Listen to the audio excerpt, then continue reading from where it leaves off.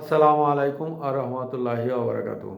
সুধী দর্শক, আপনারা আমার নাজমুল ইসলাম চ্যানেল থেকে সবাইকে শুভেচ্ছা রইল এবং আমার চ্যানেলটি আপনারা সাবস্ক্রাইব এবং ফলো দিয়ে আমার পাশে থেকে আমাকে সামনে এগিয়ে যাওয়ার সুযোগ দেবেন। সুধী দর্শক, আজকে আমি যে বিষয়টা বলবো সেটা হচ্ছে এনসিপির ঘরে বিদ্রোহ। এনসিপির একদল লেডি কন্যা অর্থাৎ লেডি ডন এরা এনসিপির মূল অংশের বিরুদ্ধে বিদ্রোহ ঘোষণা করতে যাচ্ছে। এনসিপির সাথে জামাতের সিট ভাগাভাগিতে শোনা যাচ্ছে যে 30টা সিট এনসিপিকে দেওয়া হবে। সেখানে জামাতের এনসিপির 6 লেডি লিডার, তারা এনসিপি নেতা নাহিদের বাসায় যায়। নাহিদের বাসায় গিয়ে হানা দিছে এবং নাহিদকে বলিছে, আমরা জামাত ইসলামের সাথে কোনোভাবেই জোট করব না।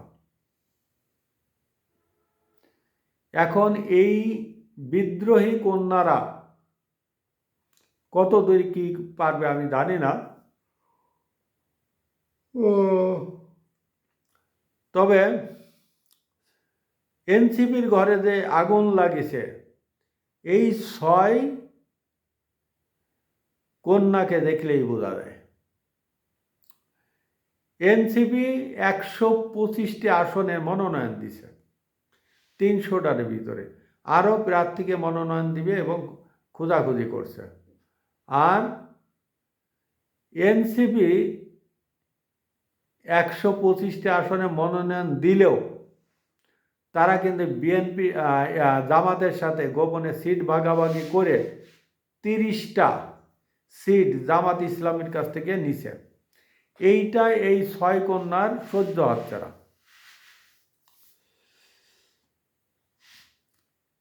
তা প্রথমেই এনসিপি চাইছিল জামাতের কাছে 50টা সিট, কিন্তু জামাত 30টা সিট দিতে রাজি হয়েছে। এর একটা আছে যে এই এনসিপির তরুণ লিডারদের, তারা যারা প্রার্থী হবে তাদেরকে 1.5 কোটি টাকা দিবে এক একজনকে, আর বাকি আসনগুলোতে এই এনসিপির তরুণ লিডারদের মাঠে জামাতের সাথে কাজ করতে হবে। অর্থাৎ তারুণ্যের একটা উদ্যোগ নিয়ে এনসিপিকে ব্ল্যাকমেইলিং করে জামাত ক্ষমতায় যেতে চায়। সুধী দর্শক, এই এনসিপির যে 6 নেত্রী নাহিদের সাথে দেখা করতে গেছে, এই 6 নেত্রী ভিতরে ছিলেন সামান্তা শারমিন, যিনি বাম ঘরানার একজন রাজনীতিবিদ। তিনি ঢাকা 13 থেকে নমিনেশন চেয়েছেন। এরপরে আছে তাজনুবা জাবির, তিনি ঢাকা 17 আসনে মনোনয়ন চেয়েছিলেন এবং এই তাজনুবা জাবির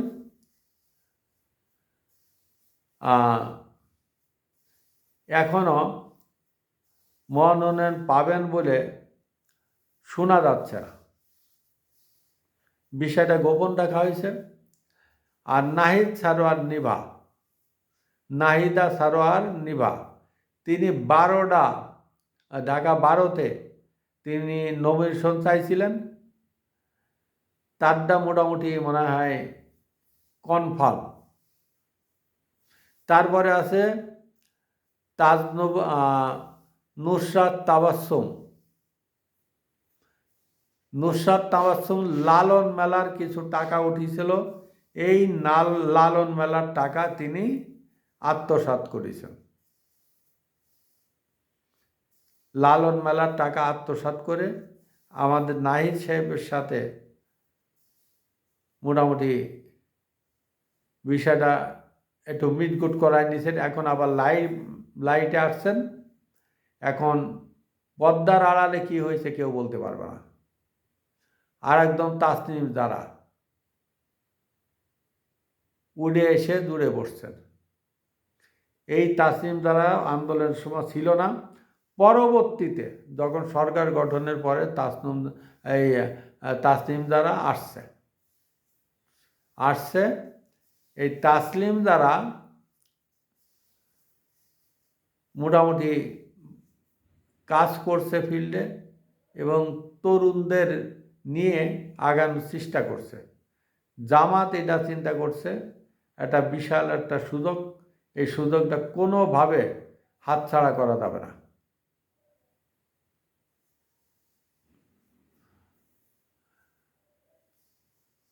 এখন এমন একটা অবস্থা হয়ে দাঁড়াইছে যে জামাতের সাথে এনসিপি যদি যায় তাহলেও বিপদ, আবার না গেলেও বিপদ।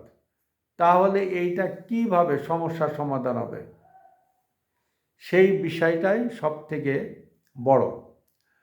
আর জামাত ইসলামী আর এনসিপি এই দুটার ভিতর কোনো পার্থক্য নেই। একটা এ টিম আর একটা বি টিম। তারা এখন এই জামাতের গর্ভে এনসিপি বিলুপ্ত হয়ে যাচ্ছে, শোনা যাচ্ছে। জামাতের গর্ভে যদি এনসিপি বিলুপ্ত হয়ে যায়, কোনো এক কালে মানুষ বলবে এখানে অনেক মানুষ যে অভিযোগগুলো দেয় সেই কথাগুলোই ঠিক আছে। অনেকে অভিযোগ দেয় জামাত আর এনসিপির ভিতর কোনো পার্থক্য নেই। আজকে কিছুটা প্রমাণও পাওয়া গেছে। এখন আমি একমত যে জামাত আর এনসিপির ভিতরে কোনো পার্থক্য নাই।